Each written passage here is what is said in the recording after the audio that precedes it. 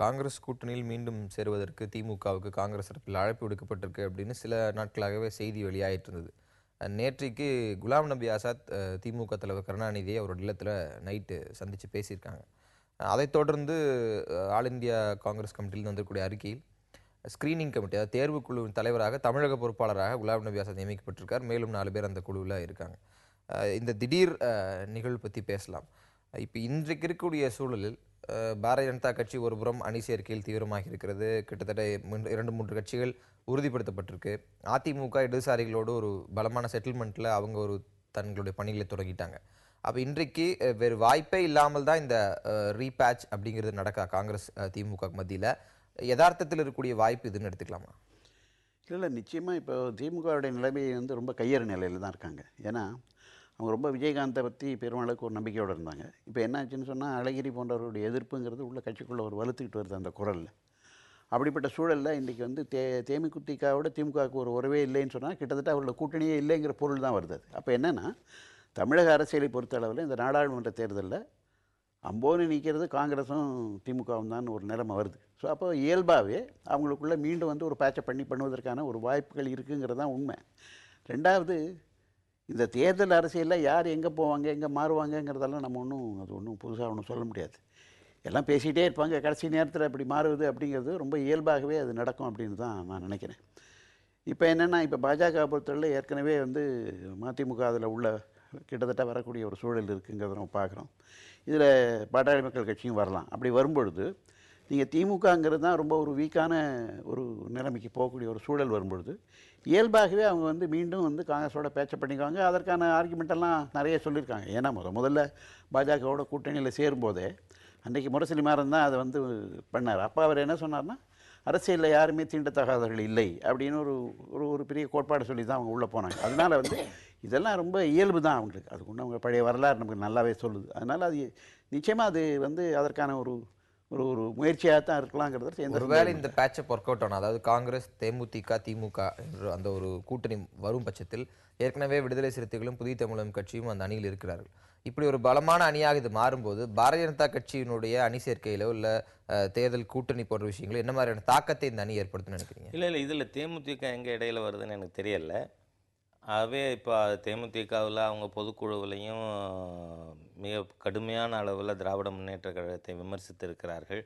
திராவிட முன்னேற்ற கழகம் எங்களை காயப்படுத்திய அளவுக்கு யாரும் காயப்படுத்தவில்லை என்று திருமதி பிரேமலதா அவர்கள் சொல்லியிருக்கார். அதனால் இப்போது நடந்து கொண்டு இருப்பது காங்கிரஸ் திமுக கூட்டணி என்பது காரணம் என்னன்னு சொன்னால், என்னதான் திராவிட முன்னேற்ற கழக தரப்பில் ஐநா மனித உரிமை கவுன்சிலில் தீர்மானத்தை நீர்த்து போக செய்தது காங்கிரஸ்னு பேசுறது ஈடுபடாது. ஏனென்றால் அங்கு படுகொலைகள் நடந்தபொழுது, யுத்தம் நடந்தபொழுது திராவிட முன்னேற்ற கழகம் அந்த கூட்டணிக்குள்ளே இருந்தது. திடீர்னு சிதம்பரம் போர் நிறுத்தம் அறிவிச்சிட்டாங்கன்னு சொன்னாருன்னு சொல்லி உண்ணாவிரத்தை முடிச்சு கொண்டார். இப்போ சிதம்பரம் சொன்னதையே கை கழுவுறார். நான் சிவகங்கையில் இருந்தேன், அப்போ சென்னையில் டெல்லியில் கூட இல்லை, எனக்கு ஃபோனில் சொன்னதை நான் பாஸ் ஆன் பண்ணினேன் அப்படின்னு இப்போ சிதம்பரம் பேசியிருக்கிறார். ஆகவே இவங்களுக்கு என்னென்னா, ரெண்டு பக்கமும் 2Gக்காக திமுகவை ஒதுக்கி பலிகடாவாக்கி மக்களை சந்தித்து விடலாம் என்கின்ற காங்கிரஸ் திட்டமும் பலிக்காது. என்றால் ஊழல் என்றால் ஊற்றுக்கண் காங்கிரஸுங்கிறது மக்கள் மனதில் ஆழமாக பதிஞ்சிருக்கு. அதே போல் திராவிட முன்னேற்ற கழகத்தினுடைய இலங்கை தமிழர் பிரச்சனையில் காங்கிரஸை பலிகடாவாக்கி தன்னோட வாக்கு வங்கியை தக்க வச்சுக்கலாங்கிறதும் இங்கே நடக்காது. அதனால் என்ன பண்ணுறது, ஒக்க சிரிச்சா வெக்கம் போச்சு அப்படின்னு சொல்லி இப்போ 2 பேரும் ஒன்றா திருப்பியும் கூட்டணியில் இருக்கலாம் என்கின்ற முடிவில் தான் அவங்க இருக்காங்க. நவம்பர்லேயே எனக்கு டெல்லியில் பல காங்கிரஸ் ஆதரவு வெளியில் இருக்கக்கூடியவர்கள் இந்த இதுக்கு நாங்கள் ஒர்க் பண்ணிகிட்டு இருக்கோங்கிற தகவல் இருந்தது. அதுதான் இப்போ நடக்குது.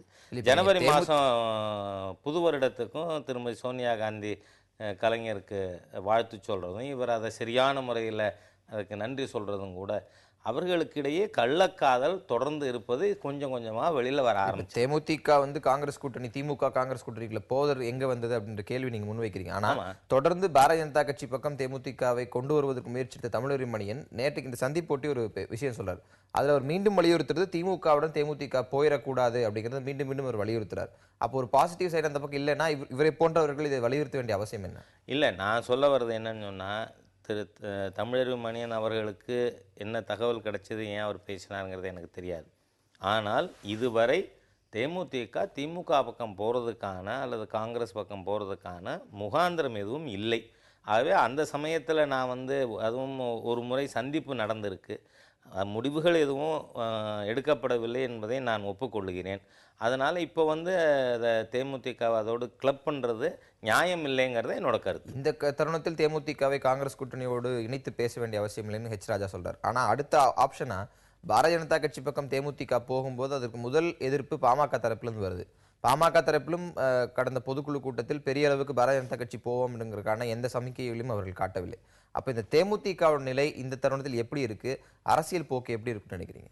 இல்லை, இப்போ தேமுதிக இப்போ ஒரு இன்றைக்கு இருக்கக்கூடிய இந்த சூழலில் தேமுதிக ஒரு கணிக்கத்தக்க ஒரு சக்தியாக வந்திருக்குங்கிறத யாருமே மறக்க முடியாது. ஏன்னு சொன்னால் அந்தந்த மற்ற கட்சிகளுடைய கூட்டணிங்கிறது கிட்டத்தட்ட செட்டில் ஆகிடுச்சு. இப்போ செட்டில் ஆகாமல் இருக்கிறது என்ன அப்படின்னு சொன்னீங்கன்னா காங்கிரஸ், திமுக, தேமுதிக தான். அப்படிப்பட்ட சூழலில் இன்றைக்கி திமுக தரப்புலேருந்து மிக கடுமையாக தேமுதிக அந்த கூட்டணி கொண்டு வருவதற்கான ஒரு முயற்சி நடக்குது. அப்படி வரும்பொழுது அந்த பக்கம் காங்கிரஸும் சேரும் என்று சொன்னால் காங்கிரஸோடு திமுக சேருவதில் தேமுதிக எந்த விதமான பெரிய அளவுக்கு ஒன்றும் ஒரு பெரிய எதிர்ப்பு ஒன்று இருப்பதற்கான வாய்ப்பு இல்லை. ஒன்று. ரெண்டாவது என்ன அப்படின்னு நான் என்ன பார்க்குறேன்னு சொன்னால் தேமுதிக தான் இன்றைக்கு அவங்க டிசைட் பண்ணாமல் எந்த முடிவும் எடுக்காமல் இருப்பது இப்போ எல்லா கட்சிகளுக்குமே ஒரு தேவையாக இருக்குது.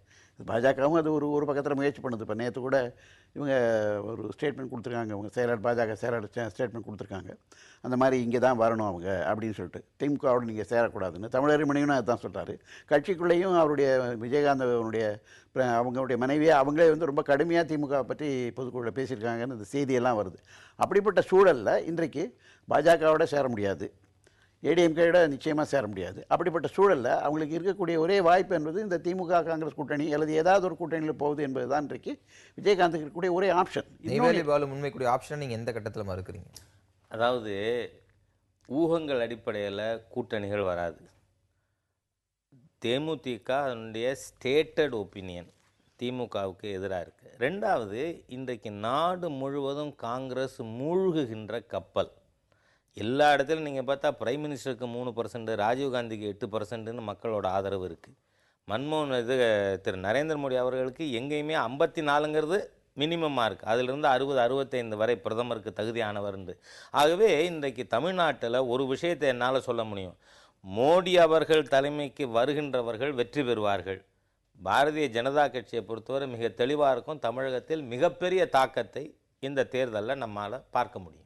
இது நான் ராஜா கருத்துலேருந்து கொஞ்சம் நான் வேறுபடுறேன். எப்படின்னு சொன்னீங்கன்னா, இப்போ இந்த டெல்லியில் ஆம் ஆத்மி கட்சி வெற்றி பெறுவதற்கு முன்னால், டெல்லி எலெக்ஷனுக்கு முன்னால் இருந்த நிலைமை இப்போ பாஜகவில் இல்லை அப்படிங்கிறத நான் பார்க்குறேன். என்ன அப்படின்னு சொன்னால், பாஜக இந்த வென்றிருக்கக்கூடிய மாநிலங்களில் 2 மாநிலங்கள் அவங்களுக்கு ஏற்கனவே இருந்தது. இப்போ புதிதாக வந்திருக்கிறது ஒன்று தான். அதுக்கு கூட இன்னொரு காரணமாக நான் என்ன பார்க்குறேன்னு சொன்னால், அவர்கள் புதிதாக ஜெயித்திருக்கக்கூடிய அந்த மாநிலங்களில் அந்த மாநில கட்சிகள் என்பது வலுவாக இல்லை. இன்னைக்கு பாஜக வெற்றி பெற்றிருக்கக்கூடிய இடங்கள் பூராவுமே நீங்க பாத்தீங்கன்னா மாநில கட்சிகள் என்பது இதுக்குள்ள போனா நமக்கு இந்த நேரத்தில் விவாதம் இல்ல. அதுவே இல்ல. ஒரே நான் எதுக்கு சொல்றேன்னு சொன்னா, தன்னோட குக்கிராமம் தான் இந்தியான்னு ஆம் ஆத்மி நினைக்குமானால் ஓகே, அவர்கள் நினைத்து கொள்ளட்டும். டெல்லியில ஒரு விஷயம் நான் வலியுறுத்த வரும்போது, பாரதிய ஜனதா கட்சியின் வாக்கு வங்கி ஒரு இம்மி அளவு கூட சரியவில்லை.